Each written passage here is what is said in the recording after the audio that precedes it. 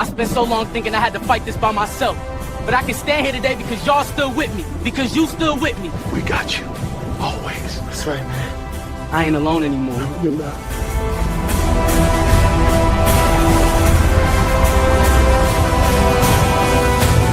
Good. Stretch. Good.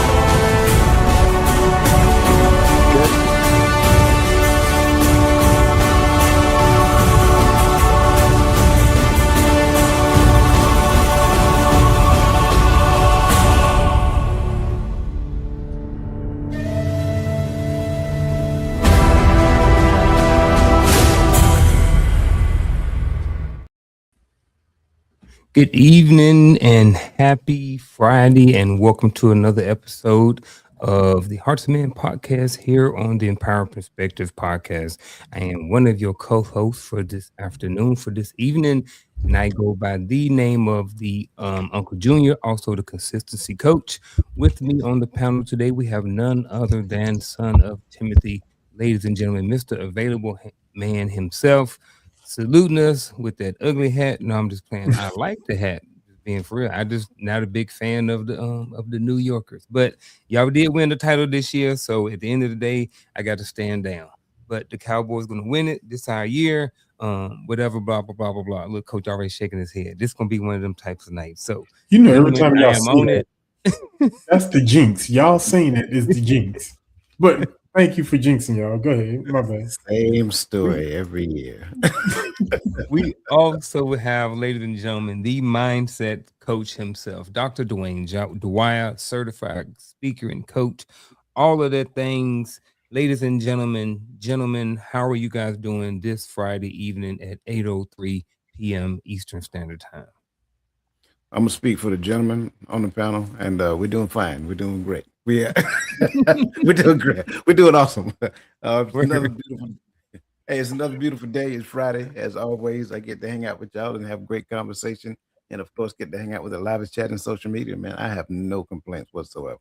Man, listen, I'm sitting up here looking at the panel like it's three people up here, and I know who the lady ain't. The lady ain't me, so I'm trying to figure out who he talking to. I apologize. I was in between two thoughts at the same time. I was about to start speaking to the ladies in the chat, but at the same time, because I got sidetracked by the hat. You know what I'm saying? So that threw me off. So by the time I got back to introducing coach, you know, it kind of threw me off my game a little. Yeah, my bad. That's what greatness does. 27 world titles. Do that. It baffles people. I get it. But I'm great, man. Only thing I want to know is how many of those pitches did you throw? How many did I see? Throw. Oh, how many of them pitches did I throw? Yeah. Same amount of them touchdowns of them Cowgirls you threw. There you go. That's what I'm talking about. That's why I like it. Let's go. We're gonna have fun tonight, man. I am really excited to be here this afternoon with you, Jim. Just like you said, it's always exciting having great conversations and stuff like that. I had one earlier this week, man. Just sometimes, man, you don't know how much you miss just being around other men, just having conversations, even if it's just shooting the breeze or something like that. I'm honored and thankful that, I can have some open-minded conversations over here, and we can talk about some stuff and be real and honest and open-minded and all of those good things. So again, I'm looking forward to tonight's show, finding clarity when chaos strikes, because if you're like me, at 50 years old, there has been a lot of chaos, and sometimes it snuck up on me. Sometimes I asked for it and all the other reasons. But at the end of the day, for most people, I think that's something that we all can kind of talk about and kind of relate to when it comes to chaos. So before we get started, one of the things we are going to do is we are going to acknowledge every single person who is in here. If I miss your name, I apologize. There's a lot of different platforms here. We're on Facebook and LinkedIn, YouTube, Instagram, all of the other things like that. So if I miss you again, I apologize. If I do miss you, go ahead and type your name down in the chat or something like that, and I'll make sure I'll shout you out. So With that being said, ladies and gentlemen, the rebirth of Nick D. Thank you for being here, Crystal Everett. Thank you for being here. It is some more over here. Let me slide over to this one over here. His divine appointment.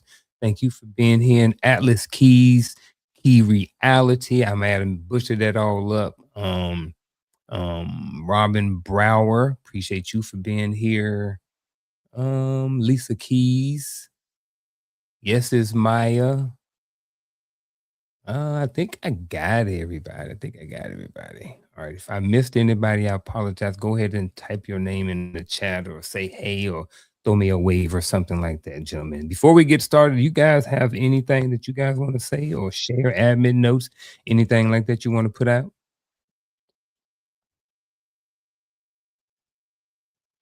Hold on, you muted, Coach. My bad. Tomorrow morning, 10:30 a.m. Eastern Standard Time. I'm telling you, you might want to be there. I had my nose on the grindstone all week, man.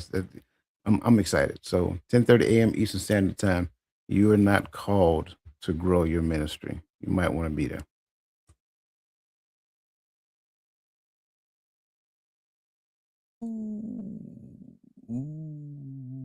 Ooh, I think I'm tuning in tomorrow at 10:30. Matter of fact, I'm about to open up. I don't think I got nothing going on. Yeah. I'm tapping in tomorrow at 10:30. Yeah, I got me something to do in the morning. With that being said, we're going to get started today. With tonight's episode. With tonight's episode. What I missed? I looked away. Man, the QR code is always on the wrong side on his screen. So for me, man. It's right here. Yeah. Oh. I think he got it on reflection instead of mirror. I don't know. Yeah, I did. It'd be wrong. It's right here. Oh. It's right here. That's how you get there. I don't know what I got mine on. Here we go, ladies and gentlemen. So life has a way of changing directions without asking for permissions. Sometimes it's a phone call. Sometimes it's a decision you didn't expect. Sometimes it's something you've been avoiding that finally catches up with you. And here's the interesting part. Chaos doesn't always look chaotic. Sometimes it looks uncertainty. It looks like uncertainty. Sometimes it looks like waiting. Sometimes it looks like having too many options or none at all. We've all heard the phrase, when life gets crazy, stay focused. But that's easier said than done. So tonight, we're not telling you what clarity looks like. We're exploring what happens when life gets loud, how different people respond to it, and whether clarity is something you discover or something you choose to create. With that being said, gentlemen, and everybody that's here with us, our first thing we're going to do is we're going to hit 3 definitions real quick. Ladies and gentlemen in the chat or anybody here tonight, if you feel or think you want to maybe adjust this, but we're just going to have these 3 definitions just to kind of set a foundation for the conversation. So the first definition of the night is the word clarity. So clarity is the ability to understand a situation with greater confidence, direction, or perspective. That is the definition that we're going to use tonight for clarity. What say you, gentlemen? I'm okay with it.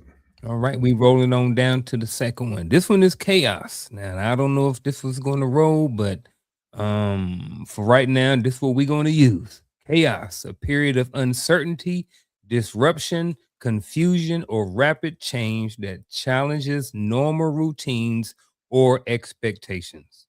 That is the definition of the chaos.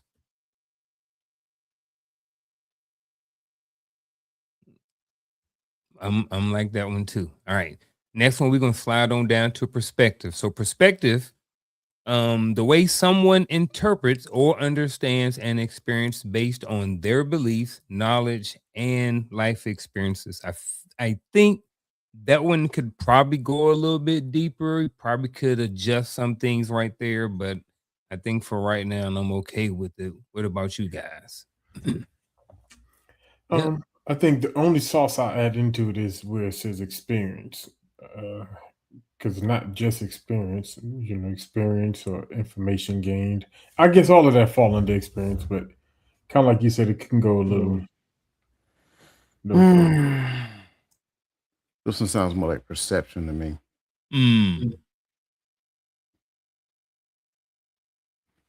So if we was to adjust perspective for the conversation, or should we just change the word? I mean, I don't know the flow, so I don't want to tell you how to do it. But I Okay. think this definition more so describes perception. Okay. Because under like what I bring in, understanding, interpretation, that would be perception. Perspective is the lens in which I see the world through.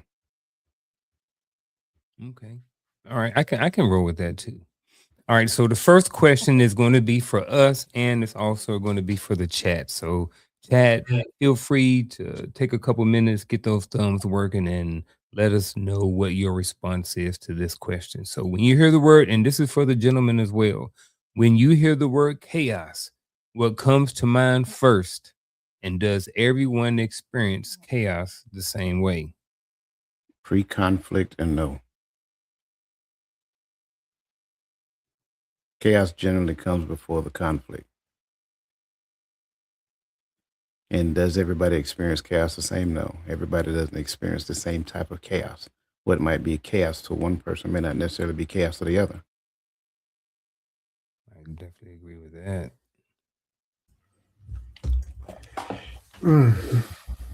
Yeah, I'm kind of similar. When I hear the word chaos, first thing to my mind, I don't know. Is the first thing in my mind is not really words. It's just like the visual of just like being in a restaurant and food and plates just all in the air. Ain't nobody eating. You know what I mean? It's like it's just a mess. I like that word disorder in the chat. So I'm right there. And does everyone experience chaos the same? We experience similar things, right? We could be in the same room when something chaotic happens, but we will experience it differently. Yes. And that goes back to the definition because of our perception and our perspective.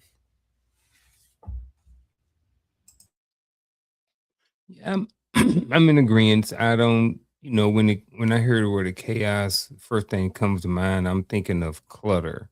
I vision, you've seen that show Hoarders, and you walk in there and there's stuff everywhere. And to me, that's chaos. But to the second part of this, does everyone experience chaos the same? To me, that's chaos. But if you're living in that, obviously you're okay with that. So, but at the same time, is that us experiencing chaos differently, or is that just our perspective on chaos is different? Because I'm wondering if, they say, I'm thinking about chaos biologically. If you experience something as chaos and then I experience something chaos, biologically, do we go into that flight or the flight, fight, or what's the other one? The other one where you just stand still, whatever. I don't remember what it is. But like, do we all go to those three things, or is it just, you know what I mean? Like, it seems like maybe we are talking about the same thing, but I don't know if we are talking about the same thing. So I would say this. I think there are different degrees of chaos. Number one, there is a controlled chaos. Make no mistake about it. I think sometimes when we think of the word chaos, we just think it's a blanket statement that covers everything that equates to, going back to Meyer's term, disorder. But that's not always true. Sometimes when it comes down, especially if we understand something that might be happening or something that's coming up, we can set the conditions to where that thing that's coming up, knowing that it can be chaos, it can be controlled. So now once it shows itself, we have, measures and triggers and things in there so that we'll know what to do in the midst of it. So even though it's chaotic on the outside, it's more so controlled. Therefore, it doesn't get out of hand. But then there is the higher version of chaos to where there is no control. Everything goes haywire, so forth and so on. And that's where we at the stage of pre-conflict. I think a majority of the things that we experience, a majority, not all, a majority of the things that we experience that we perceive could be chaotic. A lot of it reveals the chaos that exists in me. Therefore, now when I see a thing, it is chaotic. Make no mistake about it, chaos in most cases involves a notion of control. And if I can't control the narrative, now that's chaotic to the person, if that's what they're existing in. But the more you relinquish control, and again, that's why I say not all situations, but the more you relinquish the control, the less things outside of you can be chaotic. Something externally can be chaotic, but it's not a chaos for me. Is is or maybe not maybe is. I don't know which one. I think I'm gonna start with is chaos an indicator Of like of anything? Like if like to the next, like if I guess I'm thinking that it can be an indicator because like if I walk into a space like on Hoarders and I see stuff everywhere, to me that's an indicator that something is going on. So if I have chaos in my life, if I have chaos in my finances, if I have chaos in my relationships, I guess I'm looking at that at the same time, just adding to that being an indicator that something's off. sure. I mean, that's evident in the yearly prevention courses we used to take, right? We used to take the resiliency classes every year. Like I think just like what you're saying is evident in the things that we see. Like, hey, these things, the same things you just mentioned, you know, hoarders or not doing the things you used to do, moving out of order when you used to be in order, right? Like these are indicators that something is going on, right? You see changes in behavior, you see destructive behavior. Something's going on. It's just not everybody is speaking about what's going on. And I think that's where the problem comes in because we see people like this and we say nothing. You know, we don't even encourage them to get help. We just be like, I'm praying for you. Well, where's the action? But I'll leave that alone. No, I like it. And moving to the next question, but also if I look at Atlas Keys to Key Reality, that statement says conflict can cause chaos. So to that statement goes the first question of the night. And that question is this: does chaos, where is it at? Oh, yeah. Does chaos come from what's happening around us or from how we interpret what's happening? Yes. Yes. I mean, So it's both? Yeah, it can be both. That's kind of like what I was saying. Like, I agree, chaos is a higher form of disorder than conflict, and in most cases, chaos leads to conflict, right? But then, by that same token, if chaos exists outside of me, if I don't feel any type of anxiety, angst, or whatever as it pertains to it, it's not a conflict for me. But to somebody else, they may have conflict with the external chaos. So when we look at responses now, the conflict, the response, conflict, that's the response to chaos, conflict. Conflict is of a higher nature than chaos, even though chaos is of a higher disorder. So you go into conflict because you're trying to control chaos to get it to some degree of manageability or whatever. So when you look at, does chaos come from what's happening around us? It can. Just pay attention to what you see in the world today, or from how we interpret it. To some people, absolutely. Some people could care less what's going on because they already have things in order, right? They already have degrees of authority set up so that when this happened, then this would happen, and so forth and so on. So that's why I say yes to all of this, because it all depends on another person's perspective and perception. And just to add a layer to it, like if you're in a space of leadership, or even as a man, as men leading our homes or in our communities, if we're doing our job and we're watchful, right? It's not necessarily that it always comes from what we have interpreted, but is how we interpret what we see coming. So we start taking preventive measures, right? That's it's kind of what we do as leaders, right? And not saying that you just thinking everything's going to go wrong, but when you see indicators or when you see things coming on the horizon, like, hey, we're not going to do that because if we do that, these are the possible outcomes. This is a better route, right? But so I think a part of how we interpret it, but it's a part of too how we plan forward, being able to interpret or foresee possibilities of chaos. Like I don't know why especially when I was listening to Coach Think talk, that's how my mom was working with this one. But yeah, I think it's a mixture of the things of what's going on around and what's being interpreted. And it can also come from upbringing. I look at something else as chaotic that you may not look at as chaotic. Like it's true.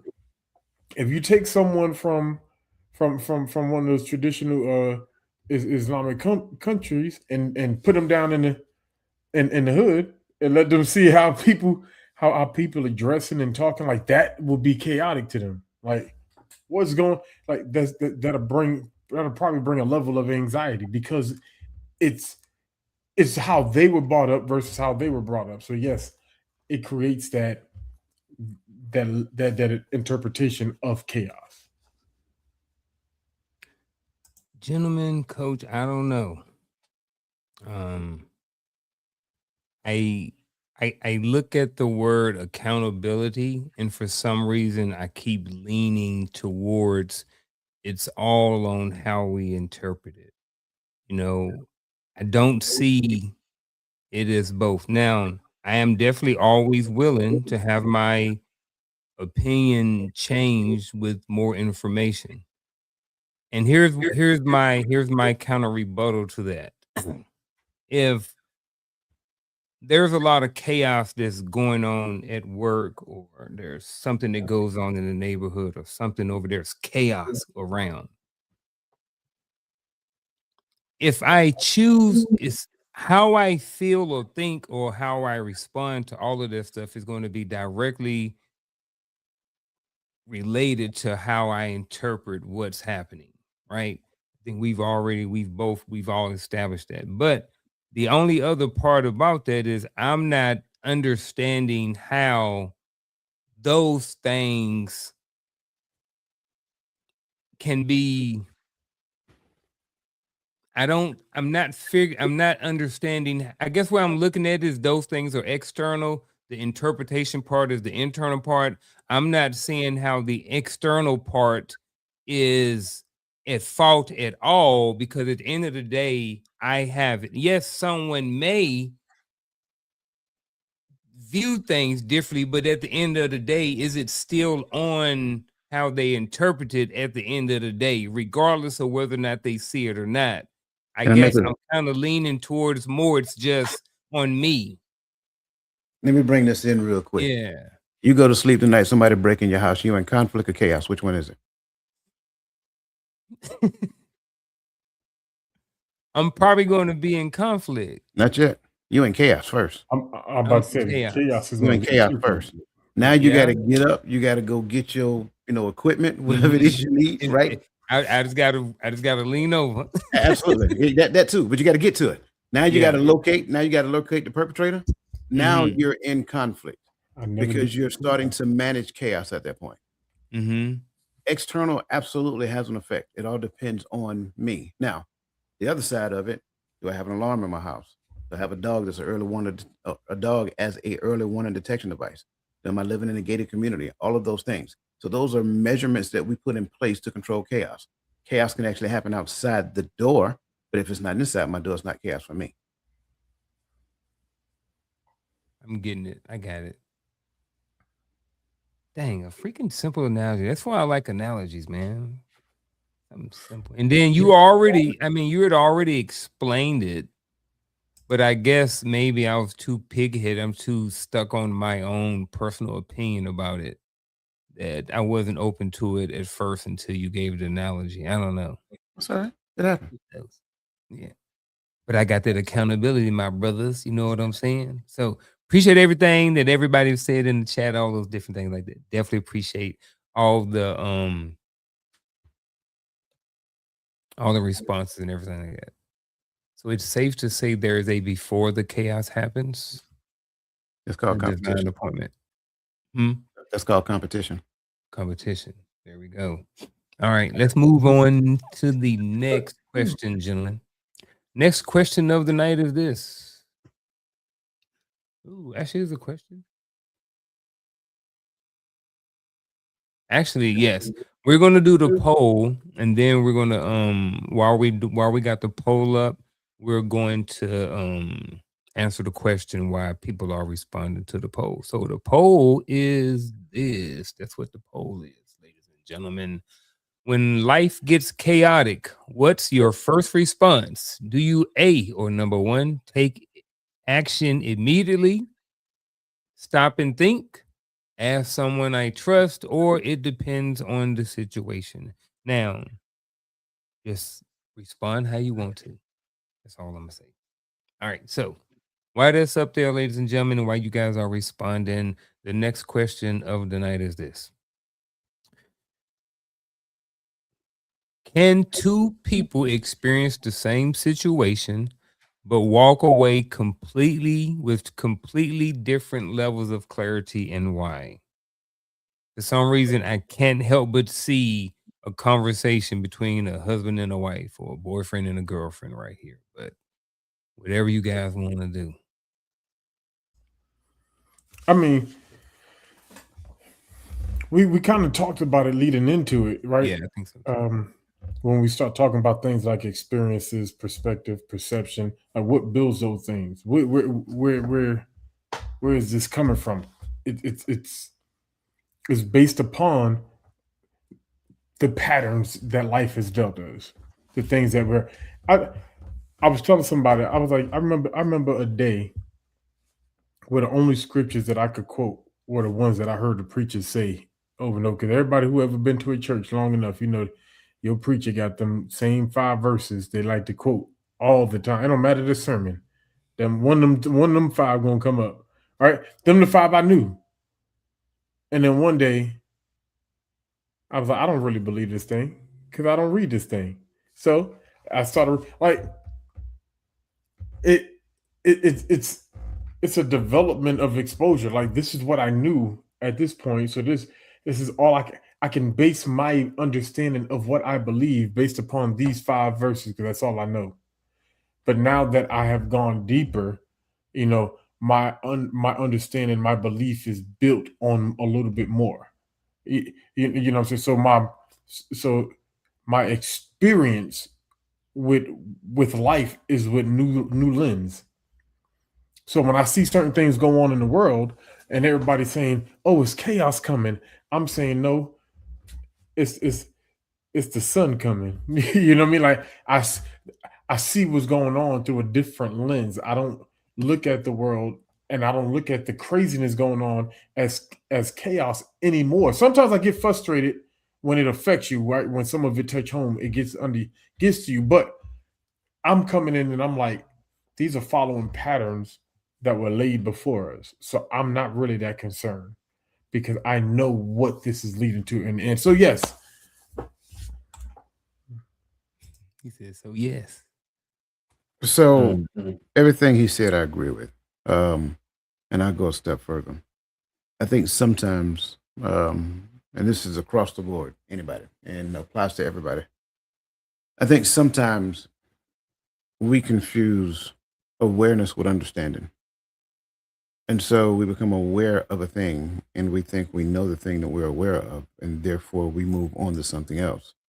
And then when life shows up and tests that thing that you think you know, your response to that thing shows that you never understood it. You was only aware that it existed. So in the midst of it, in the midst of everything that Gaddy said, on top of that, our inability to prepare, right? Our inability to prepare for certain situations, prepare for certain outcomes, to set the conditions so that if competition goes awry and we move from competition into potential chaos, right? We don't have the necessary tools that we need in order to respond accordingly. Therefore, conflict must ensue in order to kind of control chaos again.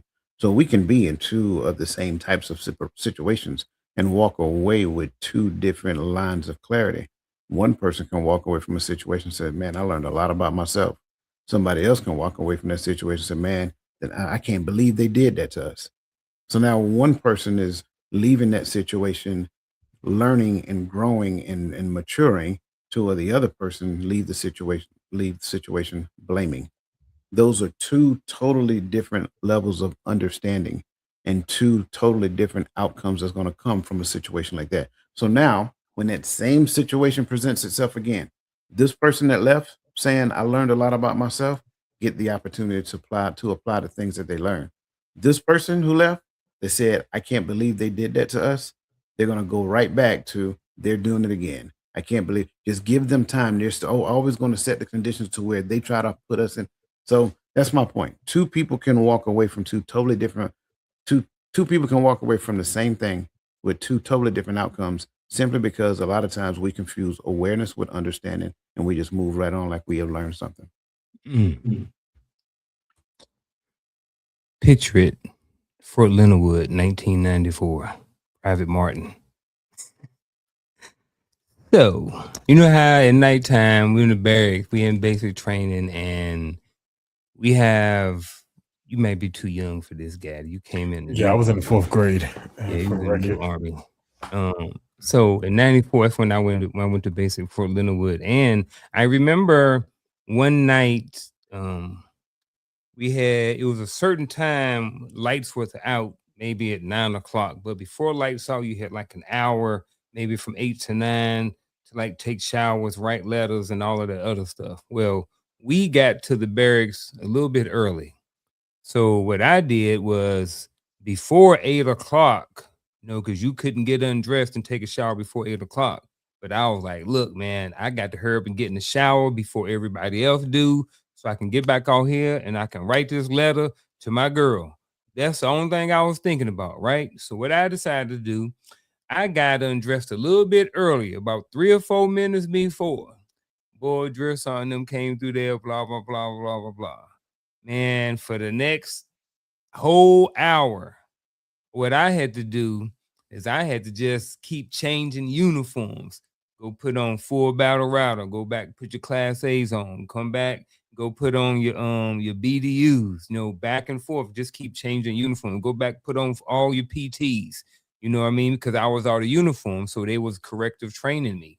And so we got smoked. It wasn't just me, it was a couple other guys. So what happened after all of that, we got smoked for a little bit.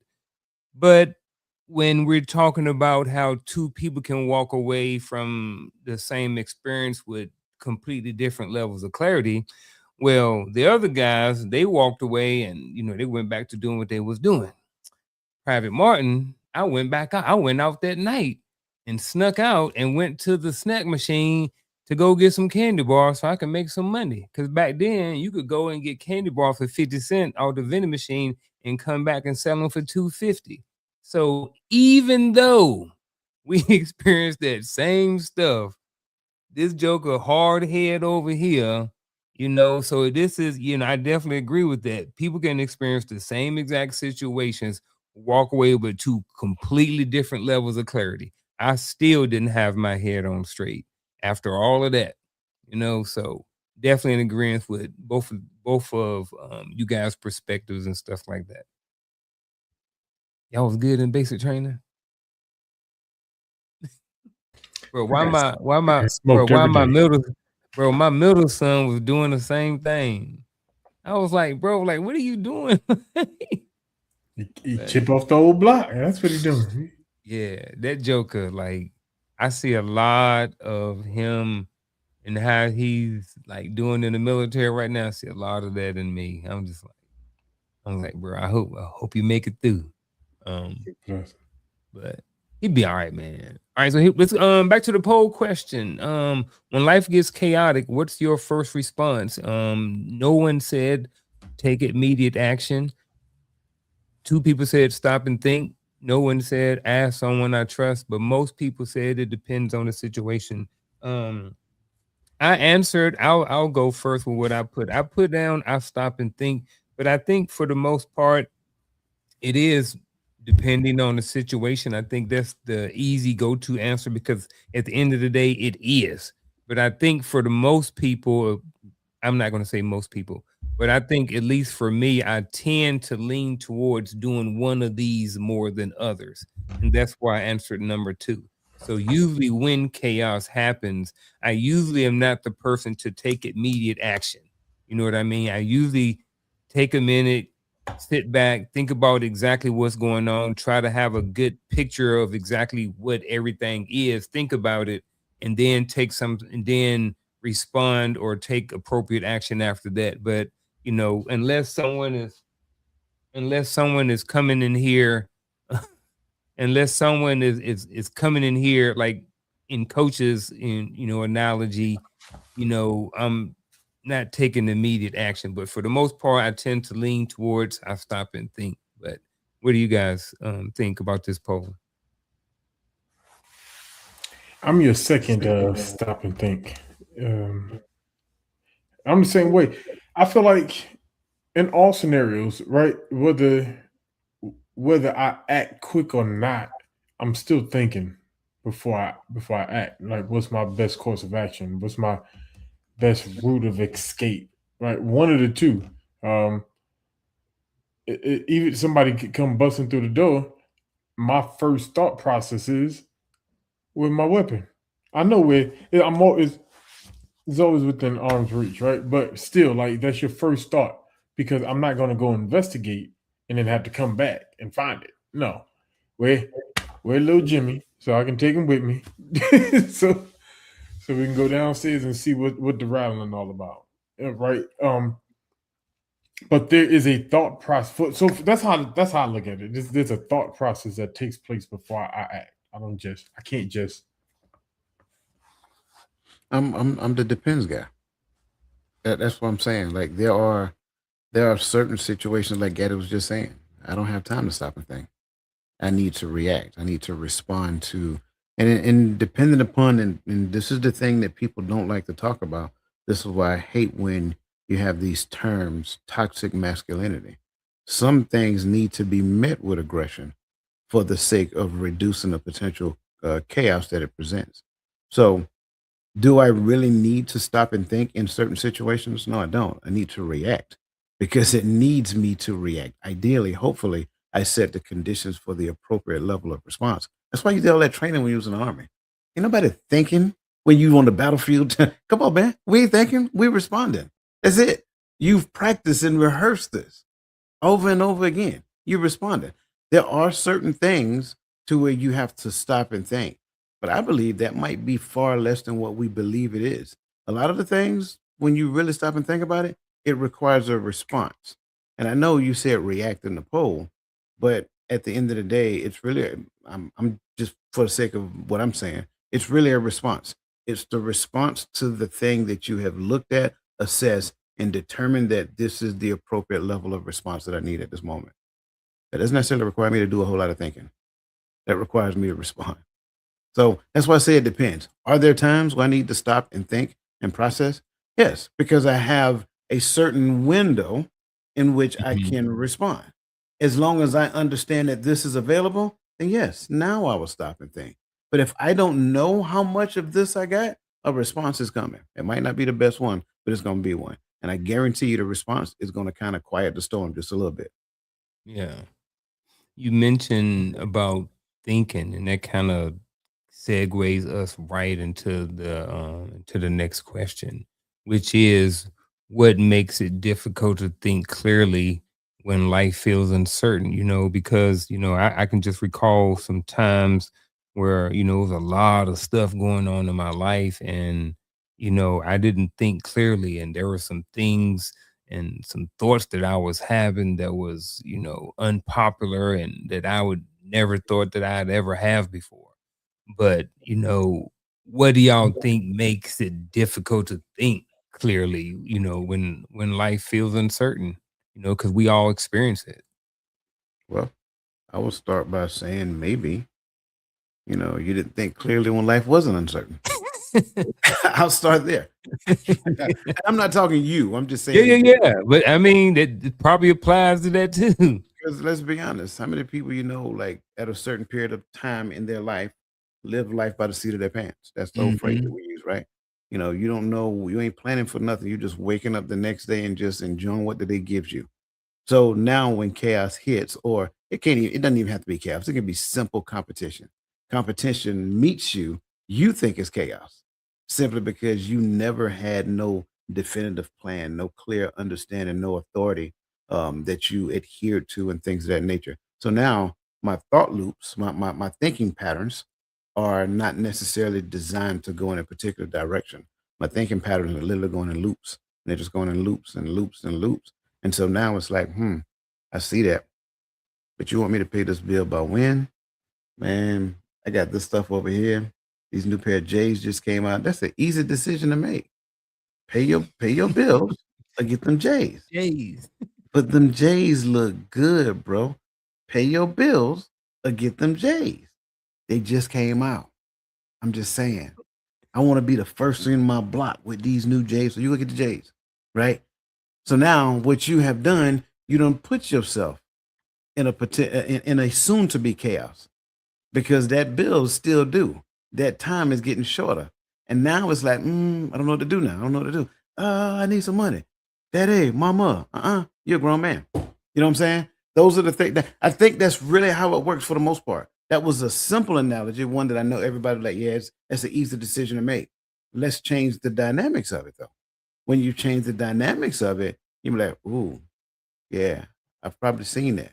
You've seen that this person show up. You've seen this person look good and smelling good, dressing good. But then when you ask like what they, you start having conversation with them, it's like the conversation is like, man, but they look good and they smell good. I'm gonna make this decision. You see what I'm saying? We've all done it. No one is exempt. And the only people who claiming that they're exempt, they still lying to themselves. Until they cut, they're probably still doing stuff just like that right now and still telling the same lie. So that's why I say, like, what makes it that way? I think a lot of times we've never really thought clearly because no one ever taught us how to think. And so we think what people tell us to think, and then we allow that to be the driving force behind clarity. But there is no clarity when someone is telling you how to think, especially if they never teach you, I'm sorry, not how to think. When someone is telling you what to think, right? There is no clarity there because the only clarity that you're going to ever experience is the clarity that they create for you.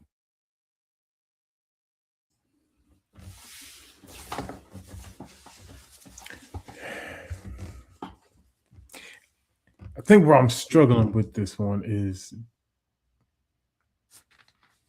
are we talking about the same clarity? Because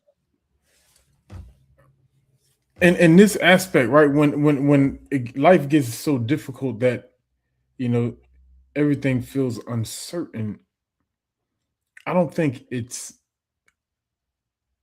clarity of the mind or of information or of the path or stuff.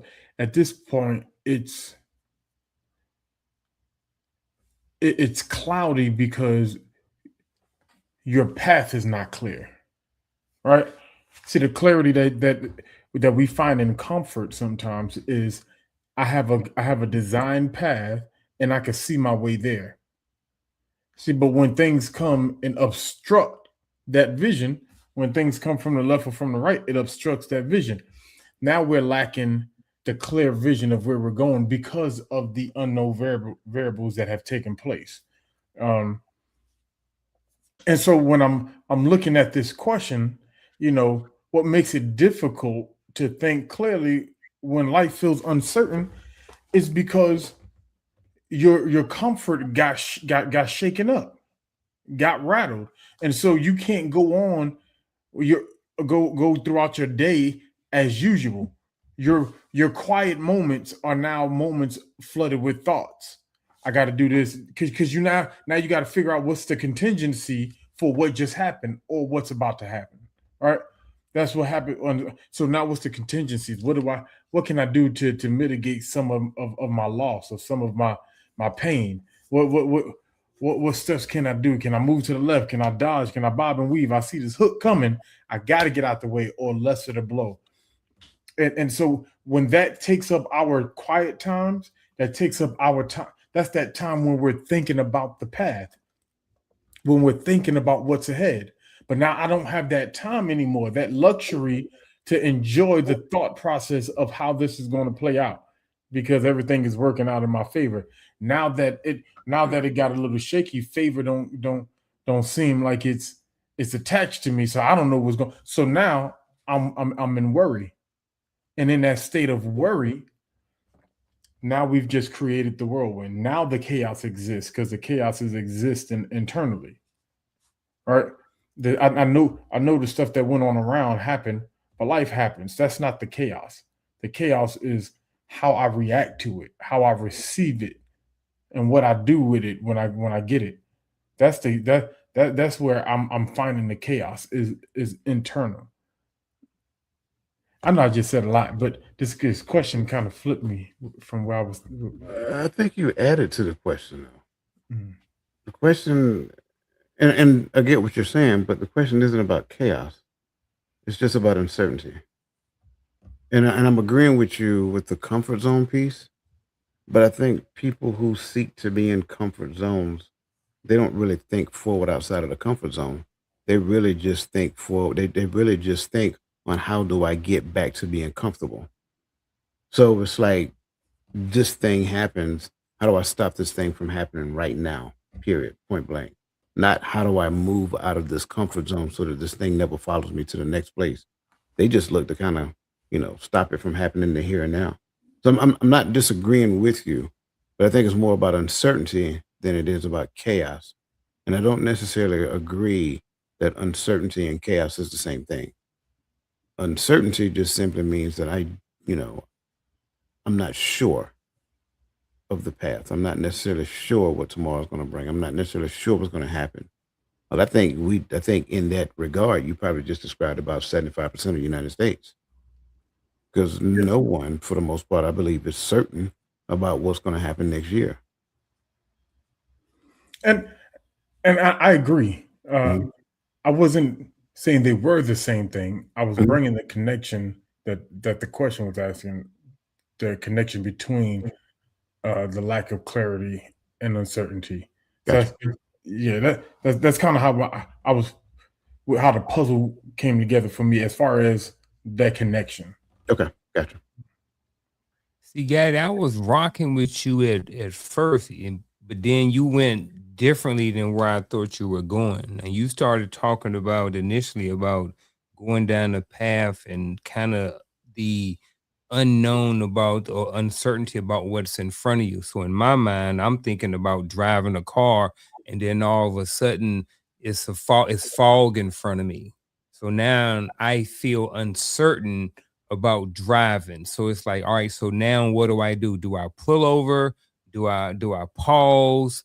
Do I keep going? Do I slow down? Do I put my hazards on? Like, what type of safety measures do I do because I'm uncertain? So I think what makes it difficult to think clearly sometimes in those situations is a whole bunch of things. One of y'all, I think both of y'all kind of mentioned the word resilience and Army and training and stuff like that. We reacted to a lot of things. One, because we had resilience, and another thing because it was second nature, because we drilled it over and over and over and over and over and over and over. You know what I'm saying?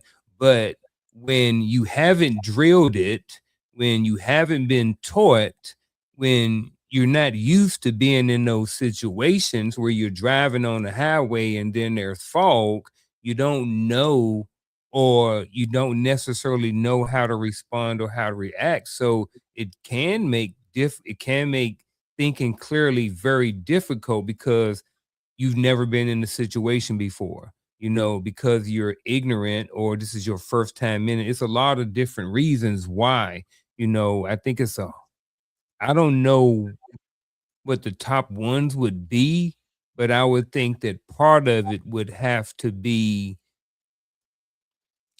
I don't want to say ignorance, but I want to say like maybe just not familiar with the situation. And then if I'm going back to, if I'm driving like down the highway and then there's fog, the thing that's going to make me feel uncertain and going to be difficult and kind of with my clarity is the first time I'm doing this, when I'm 18 years old and I'm driving 3 hours away to my first party at the my first Q Dog party at the HBCU, right? Versus I'm 50 years old, I done drove across this country 50,000 times. You know what I mean? So now I don't have an issue when the fall comes. So do y'all believe some of that have to do with just not being in those situations, and that's why people are unclear when it comes and have a difficult time thinking clearly? I Yeah, said a whole bunch to say none. No, yeah, it's kind of like what I was just saying just now. Yeah, Like, okay. When I don't know, what the particular outcome is, I'm uncertain. I'm unsure of what's going to happen tomorrow, so forth and so on. That's part of it. And so I don't necessarily have the what's the word I'm looking for? I don't necessarily have the neural pathways to give me the course that I need to solve this problem. The problem of the unknown as it pertains to this, right? The only reason we're not fearful of what tomorrow brings is because we have rehearsed waking up for however many years you're alive. So you're not necessarily fearful of what tomorrow brings, but if something was to change, i.e., you get a severe storm alert at 1 o'clock in the morning, now there might be a degree of fear of what tomorrow will bring. So that's what I'm saying. Uncertainty, and I think I'm kind of getting into Robin's question here. Uncertainty, not knowing a thing, not necessarily have the neural pathways, which equates to the practice behavior of doing a thing, right? It creates a level of fear, and it absolutely puts me back in a survival instinct mode to where I'm worried about protecting my well-being and the people that I love within my home. We're not worried about thriving in that moment. We're worried about getting through that moment so that the storm can pass. Once the storm can pass, everybody can go to sleep and relax. But until then, I need you to get up. I need you to put your shoes on. I need you to go around the corner. We need to clean this closet out, drag everything out of that closet, and we start packing everybody in that closet. So that's what I mean. Yeah, I think it's everything that we've all said together, right? Because I don't hear any of it separating, but the fullness of kind of what the question you was asking on, But I think the loss of clarity happens or exists in your response to the uncertainty. I don't think the uncertainty in and of itself, because kind of like Coach explained a little earlier, some things I've dealt with enough. Like you said, I've driven around this country 50 times at whatever age we are, right? And so if the roads are, I notice I'm in a specific city and the road is blocked, or the exit that I need is blocked off, I know how to get there getting off at the next exit. So it didn't create a loss of clarity for me. But if I respond to it and I go into road rage and anger begins to cloud my vision.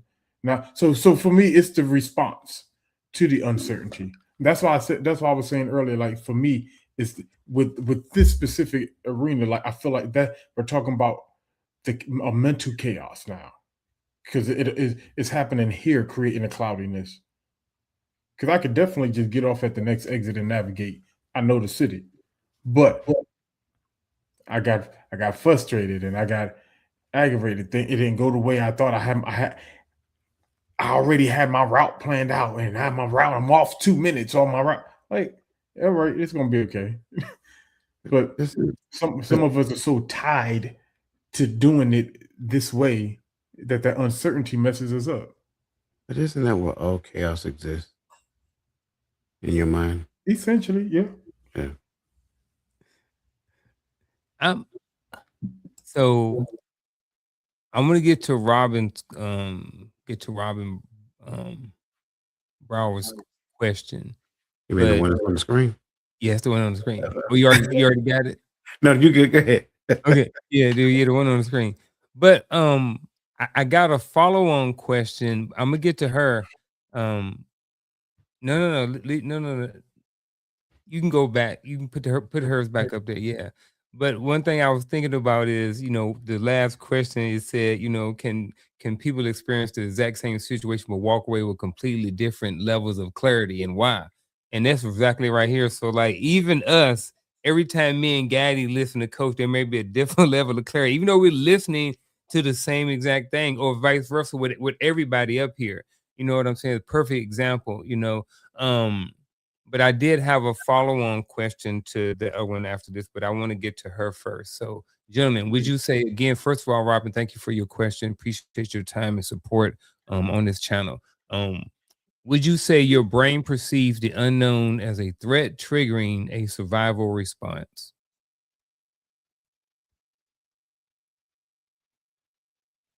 I already answered that. Yeah, you can go ahead. I was gonna say it again. Oh yeah, this one. Yeah, so for me, when I'm hearing this question, I'm thinking more in the sense of people who've come out of poverty.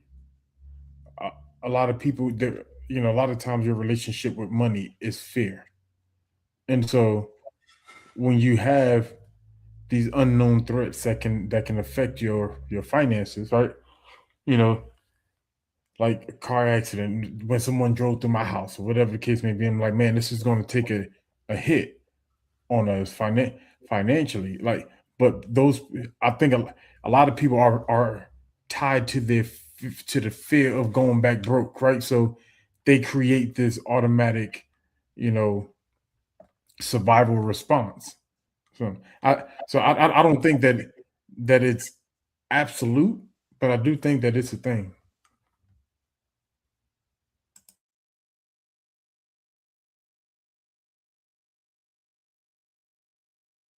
Hold on, there we go. So, gentlemen, my follow-on question is this one.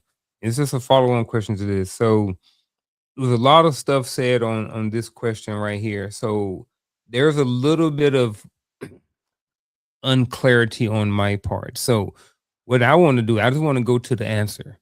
So and then kind of go back from there. So the question is, what makes it difficult to think clearly when life feels uncertain? So how is it that or is it, why is this something that you can work on to get better at? Like, because uncertainty is always going to happen. So for people out there, it's like, man, uncertainty is always going to happen, blah, blah, blah. Is there something specifically that I or we or that people can do to work on this, so when there is times where they feel uncertain, that they think more clearly? That's my follow-on question. I think this one is hard because we're kind of talking about uncertainty. I'm uncertain of what is going to come up to kind of say that there's a cookie cut answer. But I know, this is why we do things like we create savings accounts. We put money aside for a rainy day, because not that money answers every question, but sometimes most things that we worry about, minus unaliving, money can somehow be involved with the fix. So we always have this concept of, we save. We have these contingencies in place. People who's in fear of the zombie takeover, they're stacking up their water and tissue right now because they don't know what's going to happen to the dollar and all this other stuff. But that uncertainty, the only thing that you can, it just depends on what's the situation that we're uncertain about. Like, is there a contingency plan that we can put in place? Why wait till it gets bad? If that's a fear, if that's something that's worrying us, why wait till it gets bad? Or until the thing comes up. let's take a contingency plan. To me, that's the only fix. If there's something that I can pre-plan for like that. So, is there something, I want to make sure I'm remembering the question as you said it. Is there something that a person can do to overcome the uncertainty that they experience? Not necessarily the uncertainty, but like when they get in those situations that they start to think clearly about things when they're uncertain versus always having the difficulty and always the difficulty thinking clearly. Yes. First thing you need to do is scan that QR code right there. That's when we start. Scan that QR code. I'm saying that, and it sounds like a joke, but I promise you I'm serious. Because here's the problem. The reason why we find discomfort in uncertainty is because in uncertainty we have zero control. So what we do, go back and listen to what Gaddy just said, because he's spot on. What we attempt to do is we try to set the conditions so that we can control the controllables in uncertainty. So that's where the whole savings account come in. That's where the whole 401k come in at.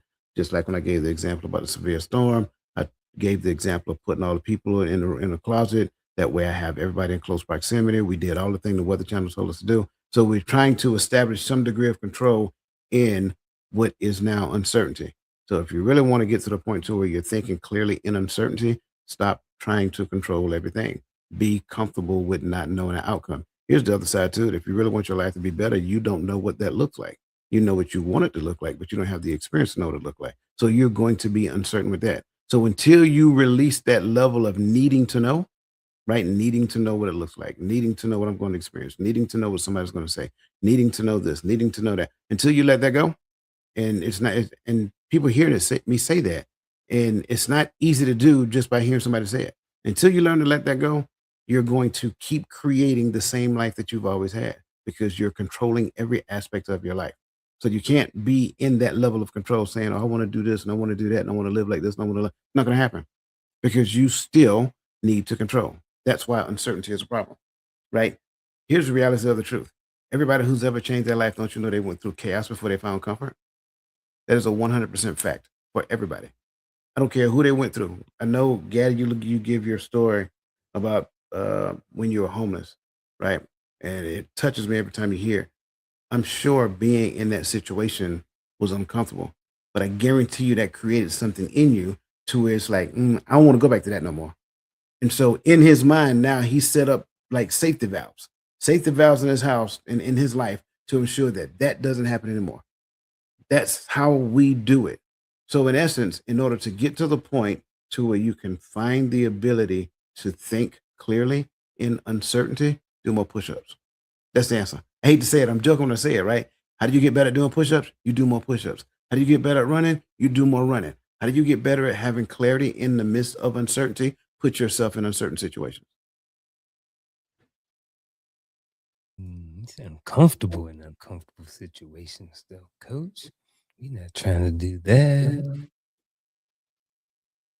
Then don't grow, right? Stay stuck. Listen, I don't know what I'm going to say. I say it. But you just heard Coach mention something like even at its deepest layer, like this is something that you hear all the time in all these different wealth conversations, right? Getting comfortable in the aspect of being uncomfortable, right? Like when you ever sit down and listen to Kobe talk about getting prepared for basketball, like this dude don't have a rest period in life. Like he didn't take rest as serious, right? Like because he's always like somebody's out there working harder to get better, right? So he has adapted his lifestyle to being uncomfortable, and so he's never sitting in his place of comfort, right? That was how he lived his life, how he played basketball. And so when we're talking about uncertainties in life, the only way to get good at reacting to uncertainties, I guess, is like Coach said, putting yourself in. It's just getting used to being uncomfortable, and maybe it'll help us with more than just the uncertainties of life. Maybe that's a good habit to get into in our goals section as well. That's the only habit. I'm telling you. If you don't do it, life is going to do it for you. So why not be in the driver's seat of the uncertainty? It's not that you're controlling the uncertainty. It's that you're picking and choosing when you're going to be uncertain. Bro, you just segue right into the next question. You talking about picking and choosing. So speaking of picking and choosing, we go right to the next question. How do you know when it's time to pause versus when it's time to act, though? You know what I mean? I mean, we can always know. We know if somebody coming in the house, we know what to do. You know, that's an easy one. But some of these ones that we don't necessarily know, like how do we know when to pause versus, you know, act? Like, how do I know when to say something to my boss or whatever versus not saying anything or whatever the situation? Oh, actually, hold on. I'm sorry. I really want to get to this, but we got to back up. And I want to get to that other question that we had first. So let's go back and answer that other question, and then we'll come back to this one. Because we segue right into it, and I didn't want to miss out, but we'll come back to it. We'll derail a whole show, like Coach said, for a question from the chat. So with that being said, Miss Queen V817, thank you for being patient with me. Thank you for putting in this question and giving it to us. So is it possible that you could just not be in tune with your own thoughts and feelings? Me right off the rip, short answer, yes. Anybody else? You said could. I mean, I have no other choice but to say yes, because the question starts off, is it possible? Mm-hmm. But my concern is that what does being in tune with my own thoughts look like in a situation where I'm uncertain, right? I know we like to use the term discernment all the time, but discernment requires a higher degree of understanding of something. And if I have a higher degree of understanding of something, that thing that gives me discernment prevents me from being in chaos.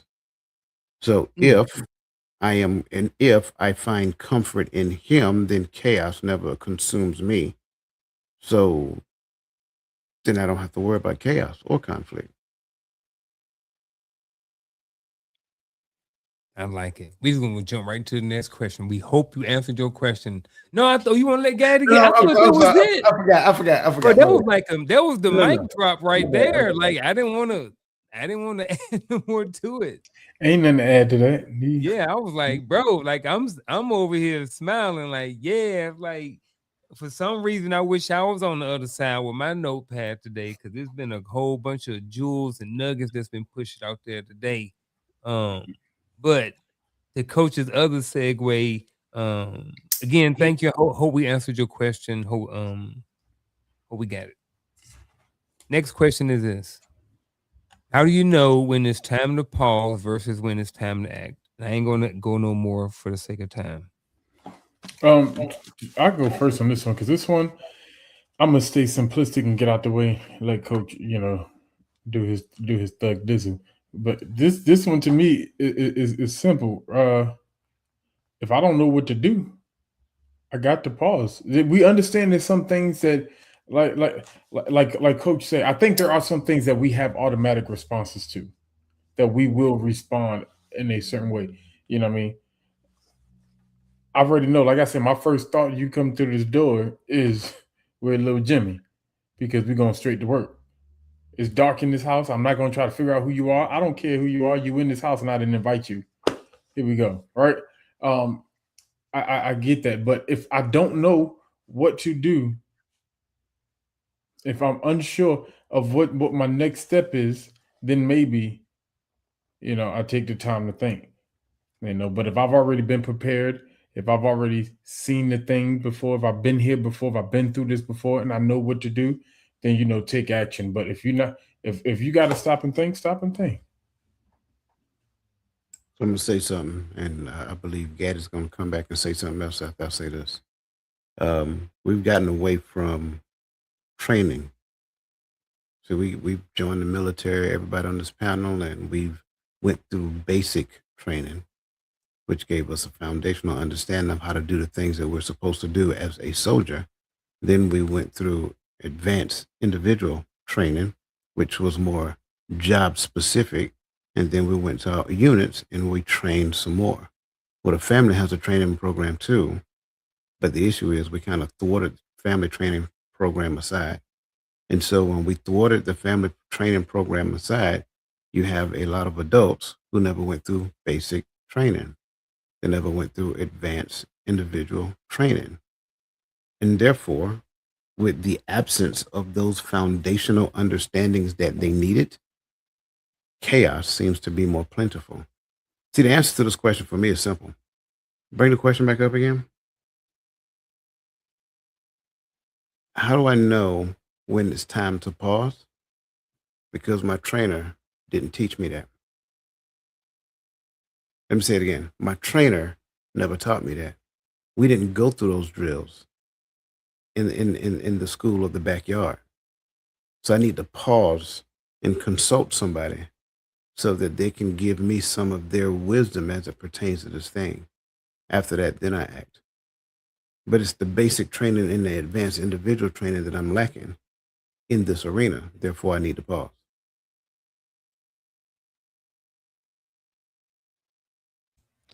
I really like that analogy. The only thing that sucks about that is that like people like me, we didn't get that basic training, you know. And I know a lot of people who didn't get that. We got it in the military form, but that was it. So that means I didn't get it. I wasn't able to pass on that either. You know what I mean? And then, also one of the things that I thought about too is that, as my parents, raised me, they were raising a kid, child, infant, toddler, teenager, young adult. So what the stuff that they were teaching me, it wasn't registering. It wasn't I wasn't able to comprehend those things. And now sometimes I just wonder how much of what they taught me was able to translate over into adulthood. Not like anything bad, but just thinking like in general, it's like when parents are teaching, they're teaching kids. You know what I mean? They're teaching young adults. They're not teaching the adult version of me. You know what I mean? So it's just, it's just something I've always thought about sometimes, and not always, but sometimes thought about, and just happened to pop up in this situation. So I don't know. Thought I'd bring it up for no reason. Who knows? Apprenticeships, masters. Did we bring that concept back? I told you, training happens. Like, and the thing about back when they had apprenticeships, you didn't wait till you went to school to start training. Somebody from the community. See, but we live in this concept to where we all have to leave our communities. We all have to leave our family and friends to make it elsewhere, to prove that we were able to be successful. Why can't we be successful together right here? And there goes the apprenticeship, because nobody's staying here to train long enough to become a master. Everybody wants to be a jack of all trades, want to be able to do, I like doing little handy jobs around the house, but who's mastering a craft anymore? I'm just saying. I told you it was gonna come back. Come back. I liking this one, man. I hope we get to another question before we do, but we're gonna do rapid fire. So the way we're gonna do it tonight, we're gonna do rapid fire. I'm just gonna ask both of y'all the questions.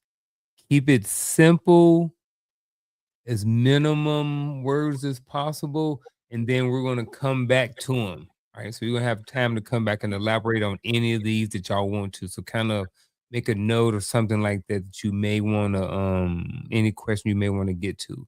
If we don't get to any, then we'll go to the next question and final thoughts. But I'm thinking that we're probably going to end up getting back to some of these rapid fires. So rapid fires, again, they're going to be for both of y'all. All right. And the chat. And if you hadn't already, I know it's 9:15. We are an hour and 15 minutes into the show. But if you hadn't already, go ahead and hit that like button and share it and do all of those things. And don't forget about 10:30 tomorrow morning. Eastern Standard Time. Make sure y'all be there. Make sure y'all hit that QR code over there. So the first one of the night, the first rapid fire is this, gentleman. Can chaos create opportunity? Yes. Yes. Already got 2 yeses. Next question, rapid fire. Is waiting sometimes the best decision? Yes. Sometimes. Yeah. Next. Can too many choices create confusion? Yes. Yes. Next. Does experience always create clarity? No. Go say that quick. Is clarity a feeling or a decision? Both. Both. Yeah. We're definitely coming back to that one. Should every problem be solved immediately? No. Next. Can someone else give you clarity? Yes. Yeah. Okay. Next. Is peace the same thing as clarity? No. No. No. All right. Appreciate that, gentlemen. Which ones y'all want to go back to? I know I do want to go back to is clarity a feeling or a decision? I think that was the one. No. Is that the one? Yeah, I definitely want to go back to that one. But did y'all have any y'all want to get to before we come back down to this one? Nope. All right. So why do y'all say both? I mean, so for the people who may not understand or may not get it, because when I see a decision, I'm thinking action. There's some action in there. So if I'm thinking action, I'm wondering if you guys are thinking the same thing or something totally different. So when we talk about clarity, is it a feeling? Sometimes, yes, because some people get so erratic. A situation happens and the emotions get high, right? And they get erratic. So now they can't think clearly, right? So what do I have to do? I have to now learn how to calm my emotions down, bring myself back down to a level so I can see and I can understand what's going on. But then I've come to find out that you have some people that are actually the opposite. Some people in the midst of frustration and in the midst of things getting too cloudy, they jump into action and they start to do stuff. They start to work things out until they figure it out. Some people are like that. So, but that goes to the decision point. I made a decision that I was going to search for clarity instead of sit here in this confusion and be frustrated, right? So it plays on both sides. I'm making it simplistic so I can move out the way because I know he can break it down a little better. I don't know if I can break it down a little better, but I would say it like this. We confuse the point in which we make decisions a lot. And a lot of times we make decisions according to how we feel. But I can only allow my feelings to contribute to a decision that I need to make once my feelings are properly aligned. Once my feelings are properly aligned, they now become indicators and warnings. It's like putting trip flares along the woods to let me know that the enemy is coming. Fight or flight is a real deal, right? Make no mistake about it. It is fight or flight that actually saves the life of the deer when the attacker shows up. That's what makes him run. He senses something ain't right. You do the same thing. You just don't know you do because we oversaturate ourselves with our emotions in the wrong direction. We started talking about things called intuition. Cut it out. Cut it out. Everybody got intuition. Not one person got intuition by more than the other person. Stop it. Foolishness.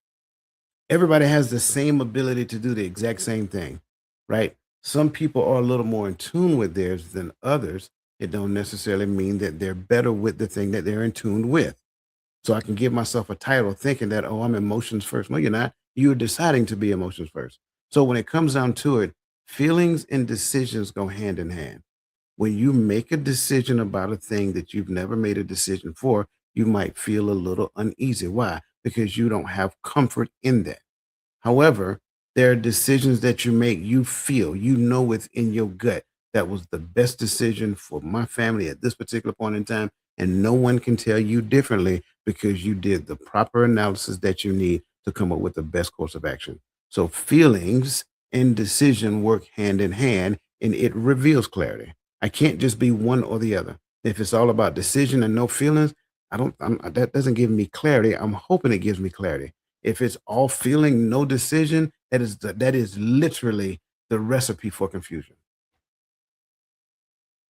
Yeah, I was hoping that y'all would kind of dig into that one and break it down a little bit more because I was definitely on the same side of it. It's like you can't have one with you gotta have both. So I'm definitely rocking with you guys on that. The other one was kind of two down. Can someone else give you clarity?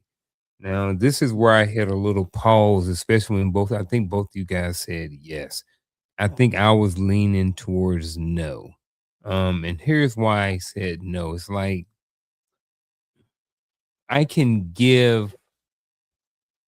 explain something to someone till I'm blue in the face, but that doesn't I still can't be responsible for that person's clarity at the end of the day. So I'm looking at it like, no matter what you say, coach, I'm still not getting it. It's still not clear to me. You know what I'm saying? So it's like I believe that I guess I don't know if I'm saying it the right way or not, but I guess what I'm saying is I don't know if it's more, can someone give me clarity, or I have to be able to understand or be able to receive, or maybe going back to understand what they say in order for it to be clear. Because like, regardless of what you say, there's nothing that I believe nothing you can do to make me understand or make me be clarity. That comes down on to me and my understanding and knowledge and information. So definitely want to hear, you guys' perspective on the yes. And again, always open to having my opinion changed. My first response to you is you're right. You're absolutely right. There's nothing I can do to make you clear on the thing that you have decided that you're not going to be clear about. You're right. Can't do it. And I say that simply because it's a very simple thing. If you have made the decision to not get clarity, then you will not get clarity.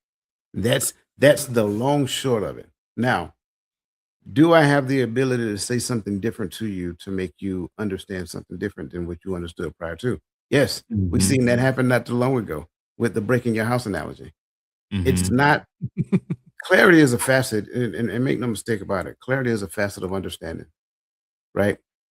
The more you understand, because understanding have different degrees. The more you understand a thing, the more crystal clear it becomes to you.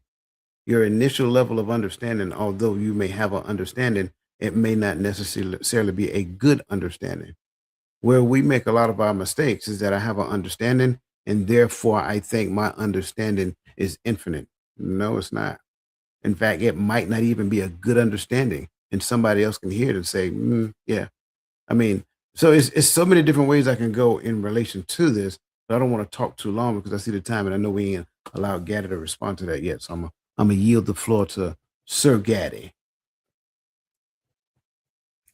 I mean, for me, when I'm looking at this one, you said, can someone give you clarity? I can't make you understand a thing, but I can give you information that you can use that may be a missing piece to your puzzle. Right? You may be thinking on it, and you can't gain clarity. You may come talk to me. I may not be a master at this thing, but I may have an idea. I may bring up something that triggers a thought that brings clarity. But once again, that's everything that we've talked about already falling in place because of everything that Coach just said. So there ain't no need of regurgitating it, right? But yeah, I can speak. I can say something. I can actually not have the answer you need. You can have the answer you need, but I just said something that put it together for you.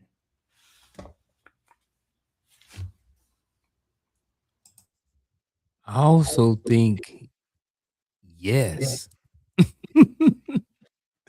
Because like just like that, if I have the knowledge, right? Say for instance, I have the knowledge base, right? And coach says this, coach, give me clarity. Because I already have the knowledge base, I can receive the clarity and I can understand it. So I don't know. I get the yes too, though. I definitely get the yes too. I don't know, man. I get the yes too, though. Where we at? Oh, man, we have 4 minutes. So here's what we're going to do. We're going to start closing up the show with our final thoughts. But again, just any admin notes other than making sure that y'all hit that QR code to sign up and be there tomorrow morning at 10:30 at the webinar. Is there anything going on this Sunday? Bible study and TikTok Live. Bam, The Voice of Reason is leading TikTok Live, so it's going to be a good one. Shout out to the Voice of Reason, TikTok Live on Sunday. So with that being said, gentlemen, we're gonna go around the horn and we're gonna end the show with our final thoughts. Here we go.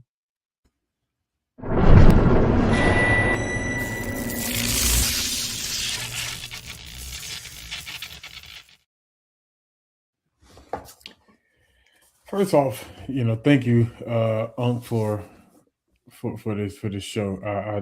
I thoroughly enjoyed the conversation. Clarity, we're kind of continuing in on this clarity concept, right? But we have to get out our own way sometimes. The problem with clarity sometimes is me, right? Too often we get into the space of trying to get in the Most High's way. When we talked last week, and I think we talked about it a little bit on Sunday, we start talking about what does this trust thing look like? What does it mean to trust in him? What does it mean to allow him to do what he's going to do, right? Get out of the way, trust the master plan. We talked about all these things. Sometimes with clarity, it's not meant for you to chase it. Sometimes the clarity is when you come into alignment with the understanding that the Most High is in control anyway. I don't know why I lost the house, but I know it's in his plan, whatever that looks like. See, maybe the reason why I could not reset and get back on my feet because I'm too busy trying to figure out the way. And sometimes the answer is wait. Sometimes you don't have the answer, so you can't make a move. Why are we trying to have a fix before we have the answer? Some things you do have to act automatic, but I think when we get back into alignment with our faith in the Most High, that relieves some of the anxiety that clouds our judgment. And because some of these answers we have it, and the rest of them we know where to go get them. But the problem is we got too much going on in our emotion and in our mind that we cannot think clear enough, that there's no clarity in our thought pattern, that we can't walk our way out of this. You have the answer. Relax, calm down, breathe. He's prepared. He's prepared an answer for you, even if that's withstand the storm. He prepared an answer for you. That's all I got on my final thought. How do I find clarity when chaos strikes? You won't. I'm just going to be transparent with you. If you wait until chaos strikes to find clarity, you're going to have to weather the storm. You're going to have to deal with whatever chaos deals with you. You're going to have to deal with however chaos deals with you in that moment. Waiting until chaos strikes to find clarity is like that's like insanical. You're supposed to prepare. You're supposed to. That's why we started talking about training. The more you prepare for certain situations, we talked about training as it pertains to the military. We talked about training as it pertains to the family. The military does not wait till conflict to decide to prepare for chaos. No, they prepare for chaos while in competition, conversation back and forth between, two different countries, things of that nature. They're preparing for it, and they're preparing for it really well. And so are we. We're supposed to be prepared for it. We're supposed to know how to regulate emotions, respond in the midst of conflict and things of that nature, what to say, to appropriate agencies to make things move the way. All those things are supposed to be in you already. So when you wait until chaos hits, you're not going to find clarity. You're going to find confusion. You're going to have to weather the storm. You're going to have to learn the lesson that chaos is actually teaching you in that moment. Because make no mistake about it, that's why chaos came. It came to teach you a lesson. Now the question is, are you going to learn the lesson, or are you going to revert back to your young adolescent years and complain about the lesson that chaos was trying to teach you, but yet you missed it? And if you think I'm joking, have thou considered my servant Job. He was in chaos, lots of it. And the one person that was supposed to stand by him seemed like the one person that no one expected to turn on him. If you read the story, right? It happens over and over again. You have to prepare yourself for these things. And don't get me wrong, he had a good preparation plan as well. When I go back and look at it, though, it just seemed like she wasn't really part of the plan. She was there. I don't know how active she was, though. That's just my opinion, though, because it doesn't really say in detail. We can look at stuff like that and then look at life today. How are we preparing to keep conflict outside the door? Because make no mistake about it, it goes competition, conflict, chaos, conflict. It's just a higher level of conflict now. That last conflict, we're at war. Because we could not get to the point that we regulated the environment so chaos would not, persist. That's the key. So once we get to the point of understanding how to prevent war, how to prevent chaos, how to deal with conflict in such a way that it does not exacerbate and grow into chaos, you don't have to worry about finding clarity in chaos. You just worry about staying in clarity because peace is present. That's my final thought.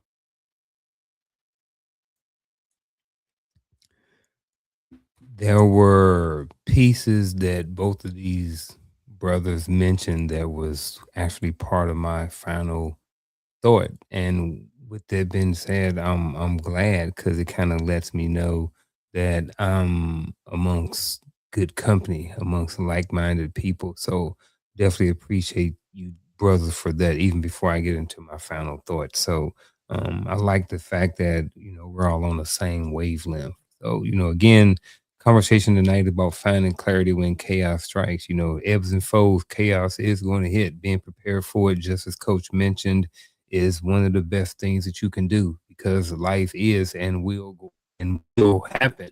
And the better you are prepared for it, the better you are as you're going through it, and the better your outcome may be. Also, with just when it comes to clarity, I remember a few years ago, if you just look at clarity and how important it is in our life in general, when you have understanding, when things are clearer, you can be a lot more focused and a lot more dialed in, and things can just work a lot better for you overall in life. Again, back to the preparedness piece that Coach just talked about, clarity is a huge piece. It's very, very huge. It's very, very important in our lives. Clarity, and understanding, it helps in all relationships. It helps on your job. It helps with a lot more things. So, if nothing else, shout out to clarity for tonight. And that's my final thought for the night. Gentlemen, chat, I definitely appreciate every single letter that was typed and every syllable that was said tonight. I think this was a really great conversation. I learned a lot. Wish I had my pen and pad, and since I don't, I get the fortunate opportunity of having YouTube, and I get to go back and rewatch it. So, gentlemen, you guys got anything before we sign off of here? All right. Again, y'all heard that. Make sure you hit that link. But before you hit that link, and they scan that QR code. Make sure you sign out, hit the thumbs up, share it, all those good things. And I think that's it. All right, we'll see y'all tomorrow. All these different things Tuesday, and then again on next Friday. So we I'm are ready to out. receive. Have a good weekend.